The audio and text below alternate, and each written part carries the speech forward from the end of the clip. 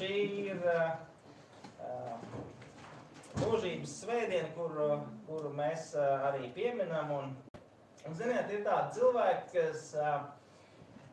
kas grāmatas lasa dažkārt no beigām, vai vismaz pāršķir beigas, palasa tās beigas un tad izlēma, vai tālāk lasīt vai nelasīt. Jāsaka godīgi, es tāds neesmu cilvēks, varbūt žurnāls dažkārt šķirstu no beigām, bet mani interesē gan sižets, gan kā tas notiek, kā tas tiek atklāts. Mani interesē, kādi personāži darbojās un kā tas galu galā beigās noslēdzās. Un man patīk, ka tā intriga tiek saglabāta. Bet kāda esat jūs? Kā jums ir? Ir tādi, kas sāk no beigām grāmatas? Jā, ir tādi. Ir. Tagad ļoti daudz mums ir filmas apkārt mūsu pasaulē, kā sakās, ir mūzika un filma. Mēs visa pasaule tādā burbulī, kad ir tik daudz video. Un filmām ir tādi reklāmas rullīši. Ir ceļš tie, kuriem ir mazāk bērni, zina, kad dažkārt mēs paskatāmies rullīšus, lai saprastu, vai to filmu iet skatīties, neskatīties. Un tā lielākā, man liekas, ka vilšanās ar tiem rullīšiem ir tad, kad tu rullītī noskaties visinteresantākos momentus, un tad tu skaties filmu, un tā filma jau ir blāvs aizpildījums tikai starp tiem atslēgas momentiem, un tas viss rullītis patiesībā tās 2 minūtes bija pietiekami daudz jau, un tā, man liekas, mums pieaugušiem ir kādreiz gadījies aiziet varbūt uz kādu bērnu filmu, un tu saproti, vai pat uz pieaugušo filmu, un tu saproti, ka tikai tie atslēgas momenti ir interesanti, un viss pārējais ir tāds blāvs aizpildījums. Ar Bībeli ir savādāk. Es teiktu, ka Bībeli var sākt lasīt no pašām beigām, no Jāņa atklāsmes grāmatas. Tas varbūt neļaus uzreiz tad visu saprast un skaidrībā tikt, bet kādas lietas tieši otrādāk, sākot no beigām, jūs varēsiet saprast, kāpēc tas tā notiek sākumā. Citējot Pāvila 1. vēstuli korintiešiem, mans šīs dienas uzdevums ir sekojošs, ko acs nav redzējusi un auss nav dzirdējusi, un kas neviena cilvēka sirdī nav nācis, to Dievs ir sagatavojis tiem, kas viņu mīl. Un es teikšu tā, kā lai sludina par to, ko neviena acs nav redzējusi, ko neviena auss nav dzirdējusi. Un es to daudzkārt saku, un es atgādinu jums, un ja jums tas liekas pārāk skarbi, tad attieciniet to tikai uz mani. Mans prāts ir pārāk aprobežots. Mans prāts ir pārāk aprobežots, ka tas nespēja tikt skaidrībā ar šīs pasaules visām redzamajām lietām, aptaustāmajām lietām, tad kur nu vēl izskaidrot Dieva radītos mūžības labumus. Šajā svētdienā mēs īpaši pieminam tos, kas ir devušies mūžībā. Un mēs šajā gadā esam atvadījušies, palaiduši uz debes mājām vairākus. Man tādi īpaši personīgi ir 2. Tā bija Ketrina, kas bija šī gada pašā sākumā.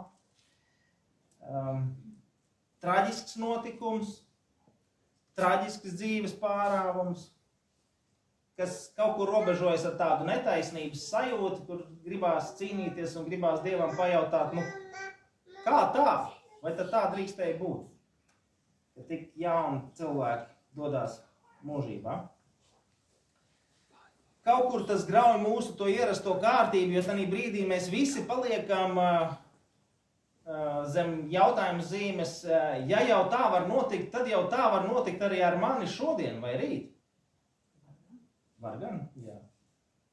Un gada otrajā pusē otrs īpašais cilvēks, un kā jau es teicu, šajā gadā ir bijuši vairāk cilvēki, no kā mēs esam atvadījušies, bija Zvaigznīte,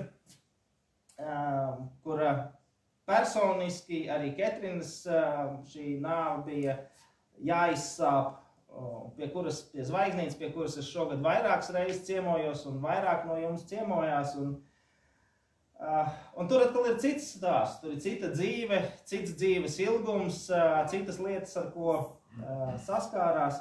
Bet es teikšu tā, atšķirībā no Ketrinas, man no Zvaigznītes bija liela privilēģija atvadīties jau Jelgavā, kad viņa bija pārcēlusies uz Jelgavu.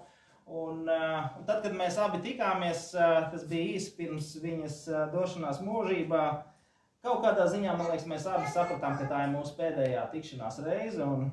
Un tad tu vari priecāties par to, ka tev ir bijusi iespēja atvadīties. Varbūt ne vārdos, tieši, ka mēs vairs nekad neredzēsim, bet mēs saprotam dažkārt no acu skata vien pilnīgi atšķirīgas dzīves, pilnīgi atšķirīgas atvadas.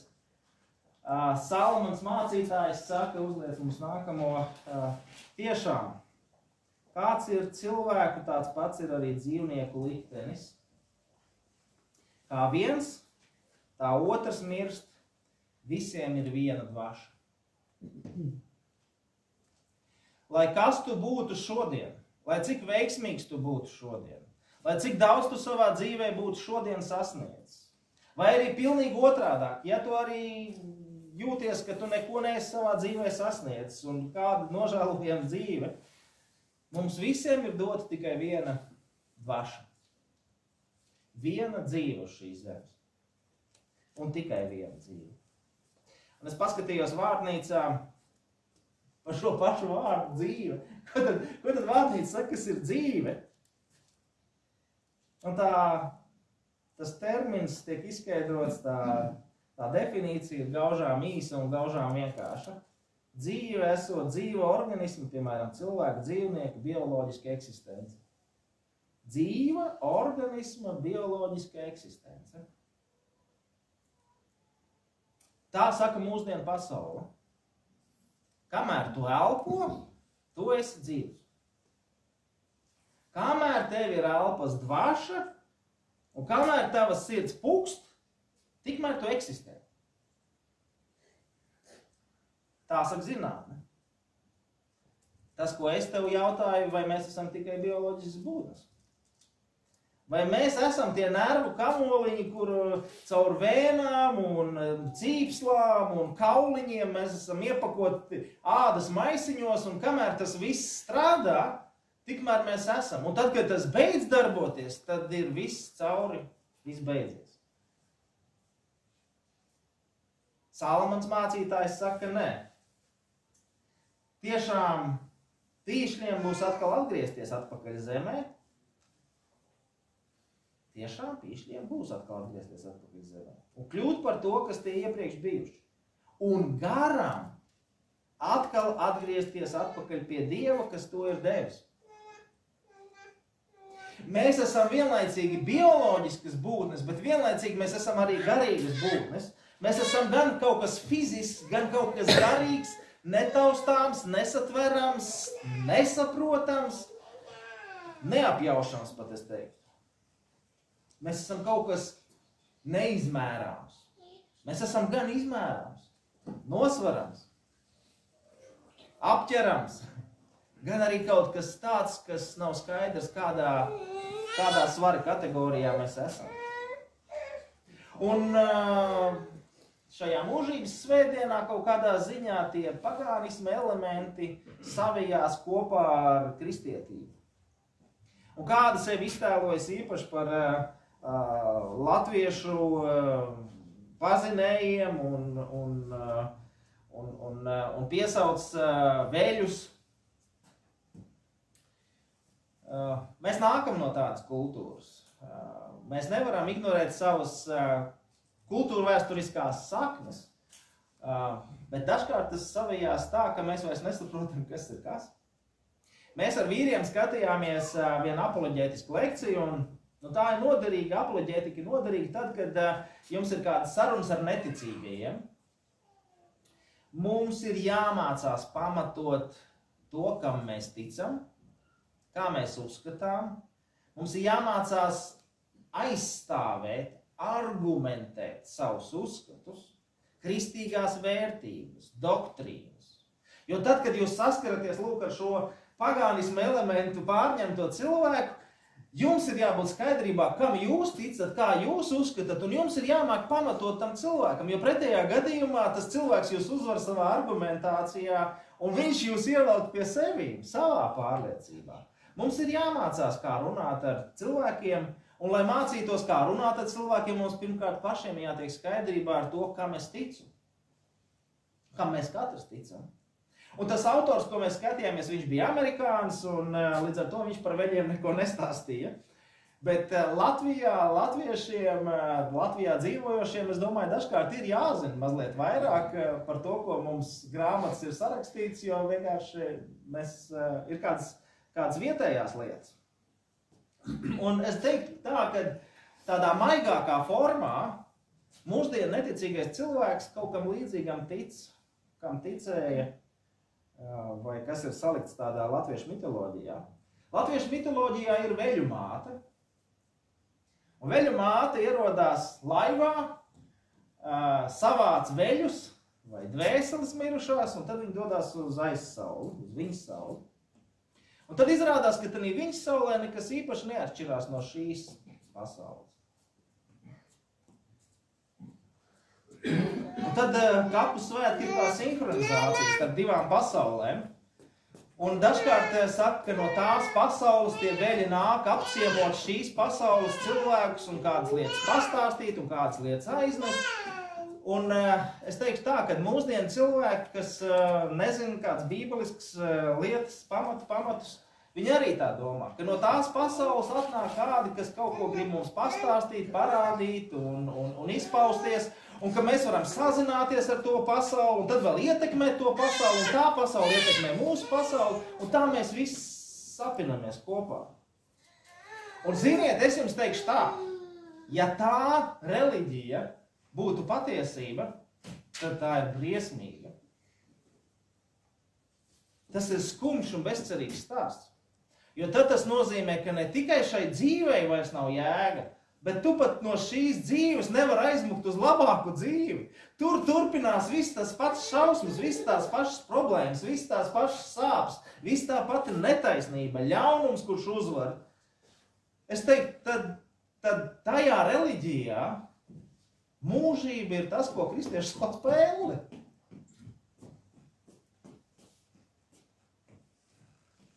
Bībele mums nemāca par tādu viņa savu. Bībele mums nemāca par tādu mūžību. Un es teikšu slava Dievam par to, ka mums nemāca par tādu mūžību. Slava Dievam, ka mums ir atklāsmes grāmata, kas paver vaļā mazas drumstaliņas. Jēzus Kristus atklāja mums mazas drumstaliņas no nākotnes. Ļoti niecīgas. Un es atkal varētu teikt, es domāju, ka tāpēc, ka mūsu prāts ir pārāk aprobežots. Mēs vienkārši nesaprastu, ja viņš izstāstītu mums visu, varbūt vārdu pat nepietiek. Varbūt nav pat vārdu, kas apzīmē to, kas mūs sagaida. Un tāpēc mēs nezinām visu, un nav mums viss atklāts, un nevajag mums visu saprast, jo mēs nesapratīsim mūžību. Bībele mums atklāja tādu mūžību, kādu mūsu prāts nespēja saprast. Un arī par to ir Bībelē kādas raksturvietas, kur farizēji nesaprot un mēģina pieķert Jēzu, izskaidro mums par mūžību, un viņi paši saprot, ka viņi nespēja tikt skaidrībā. Un arī Jēzus tad atmet ar roku un nemēģina izskaidrot visu. Viņš saka, nav vajadzīgs tā visam tā izskaidrot, kā mēs to esam pieraduši dzīvē.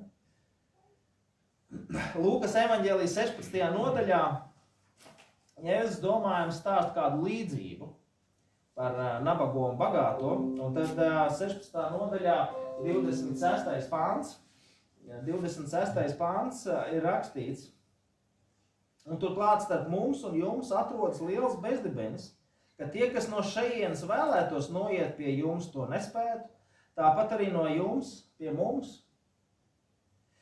Šajā Lūkas evaņģēlijas 16. nodaļā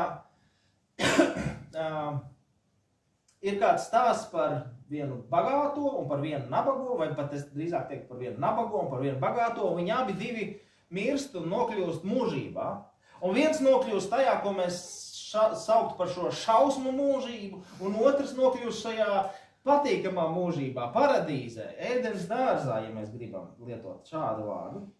Un nu šis bagātais, kurš ir nokļuvis, es teikšu vārdu varbūt elle, kurš ir nokļuvis šajā ellē, viņš atopas un viņš arī grib debesīs nokļūt.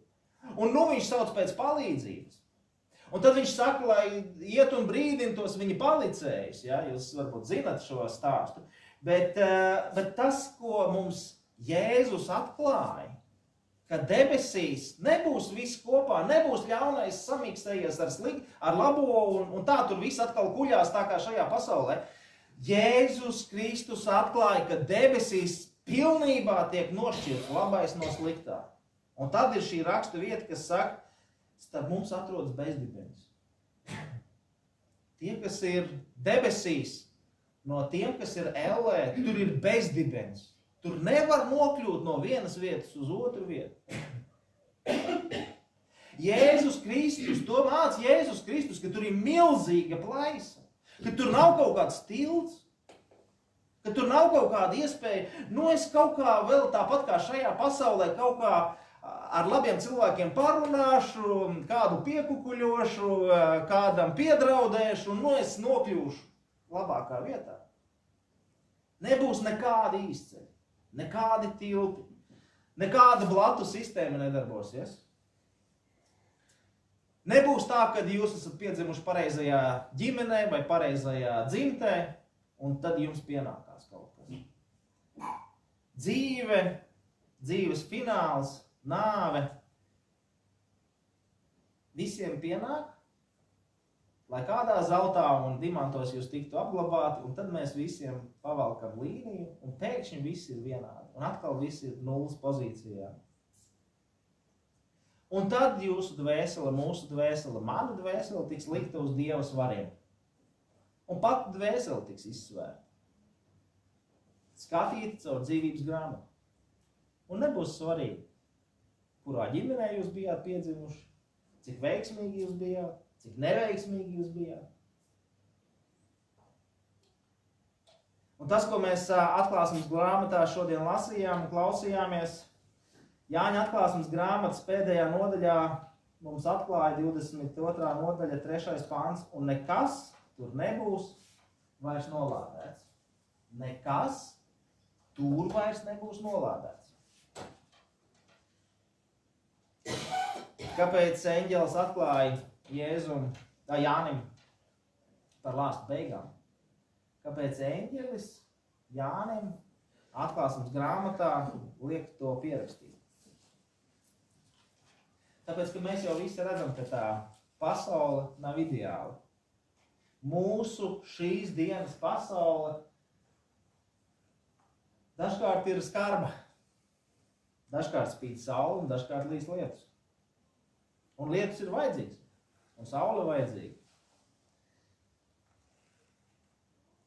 Bet, lai kā mēs skatītos uz šīs pasaules brīnumiem un tām brīnišķīgām lietām, man tiešām šodien līdzdalīja, kad ir varavīksne redzēta un skaisti ir šī pasaule, un tomēr tā ir sabojāta. Kaut kādā ziņā tā kā iedīglī jau ir sabojājusies, kāds vīrus ir pieķēries jau pašā iedīglī, pašā pamatā.